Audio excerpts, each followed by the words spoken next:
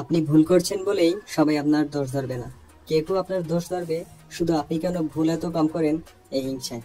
অনেকেই আপনাকে অযোগ্য প্রমাণ করার চেষ্টা করবে শুধু আপনি তার চেয়ে বেশি যোগ্য বলে। নিজেকে এমন ভাবে তৈরি করুন যেন আপনার চিরশত্রু প্রকাশ্যে আপনার বিরোধিতা করলেও মনে মনে তার ছেলেকে আপনার মতো বানাতে চায়।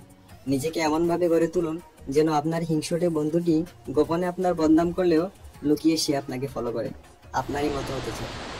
বিনা প্রতিশোধে কাউকে ক্ষমা করবেন না, প্রতিশোধ নিতে গিয়ে কারো ক্ষতিও করবেন না। বোকারা অন্যের ক্ষতি করে প্রতিশোধ নেয়, আর বিচক্ষণেরা নিজেকে সেরা প্রমাণ করে দেখিয়ে দেয় এটাই সেরা প্রতিশোধ।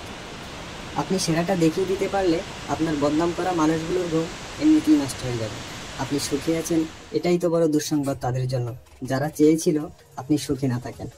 নিজের আইডেন্টিটি এমনভাবে তৈরি করুন যে দুঃসম্পর্কের আত্মীয়টি এতদিন দূরে দূরে থাকতো সেও আজ সুসম্পর্ক করার জন্য আপনার পেছনে পেছনে দৌড়ায়। যে আপনাকে আজ অ্যাভয়েড করছে তাকে অ্যাভয়েড করতে দিন। নিজের কেরিয়ারকে এমনভাবে তৈরি করুন যে আপনাকে আজ অ্যাভয়েড করছে ভবিষ্যতে সে আপনার সাথে দেখা করতে চাইলে মিনিমাম 2 দিন আগে যেন অ্যাপয়েন্টমেন্ট নিতে হয়। আর এটাই চ্যালেঞ্জ। হয়তো কোনো একদিন কেউ কেউ আপনাকে হিংসা করবে আপনাকে অনেকে ভালোবাসে বলে, কেউ কেউ আপনাকে পেছনে ফেলে দিতে চেষ্টা করবে আপনি সামনে এগিয়ে যাচ্ছেন বলে। একজন মানুষ কখনো সবার প্রিয় হতে পারে না। একজন বিচারক একই সাথে আসামি এবং ভুক্তভোগীর প্রিয় হতে পারে না। আপনি কখনো সবার প্রিয় হতে পারবেন না। মিষ্টি যতই সুস্বাদু হোক না কেন, ডায়াবেটিস রোগী তার বদনাম করতেই পারে, এতে মিষ্টির মিষ্টতা একটুও কমে না। কেউ আপনার বদনাম করলেও আপনার গুণগুলো কমে যাবে না।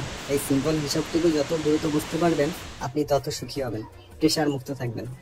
এমনও হতে পারে কেউ কেউ আপনাকে অপছন্দ করবে শুধু অনেকে আপনাকে পছন্দ করে বলে। আপনি যতই অন্যের মতো হতে চান না কেন, এটা মনে রাখবেন অনেকে কিন্তু আপনার মতো হতে চায়।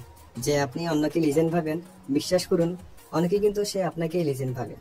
কলেজের বারান্দায় হাঁটতে না পারা ছেলের কাছে আপনার মতো গ্র্যাজুয়েটও একজন লিজেন্ড।